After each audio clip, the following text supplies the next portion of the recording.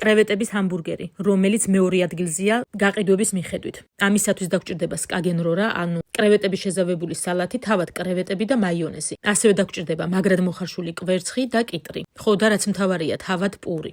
კიტრი გავყოთ შუაზე და დავჭრათ გვერდულად თხელ ნაჭრებად. გავყოთ შუაზე კვერცხი და დავჭრათ სიგრძეზე შეძლების დაგვარად. რაც შეეხება პურს, ვაჭრი ბოლოებს, რომ კარგად ჩაეტიოს შემდეგ შესაფუთ ქაღალდის პარკში. გავჭრათ პური შუაზე და ორივე გვერდზე წავუსვათ მაიონეზი. შემდეგ ვადებ სკაგენრორას სალათას, უკვე გამზადებულს. ზევიდან ვალაგებ დაჭრილ მოხარშულ კვერცხს. მერე ვამატებ კიტრის ნაჭრებს, ოღონდ ისე უნდა დალაგდეს ეს ყველაფერი, რომ დაიკეცება პური, არ გადმოიყაროს, ცოტა ძნელი კი არის ხოლმე. სულ ბოლოს კი ვამატებ თავად კრევეტებს. ზუსტად იმდენს, რამდენიც შეიძლება ჩაეტიოს. მაქსიმალურად. ესე გამოიყურება უკვე გამზადებული ჰამბურგერები და ვიწყებ უკვე ეტიკეტების ამობეჭდას.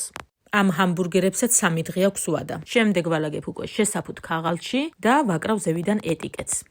ესე გამოიყურება უცხოელების საყვარელი კრევეტების ჰამბურგერი.